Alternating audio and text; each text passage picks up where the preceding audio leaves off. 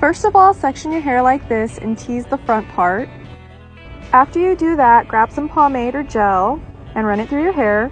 There's other ways to do a bumper bang, but I find this is the easiest, just twirling it between your fingers, sliding your finger out, and going ahead and bobby pinning it.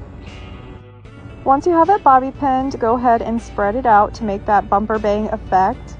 That's why teasing is so important, so it can hold this shape, and you can add more bobby pins as you go. If you have long hair, this is what I like to do to get the faux bob. I get one of those foam donuts and cut it in half and just roll my hair up through it.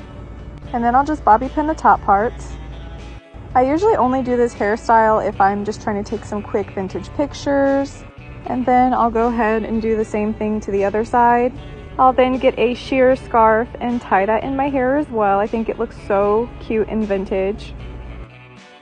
And you can hide your bobby pins a little bit better than I did, but this is how it turned out. Let me know what you guys think. It's super quick and easy, mostly just for aesthetic, but yeah, love you guys.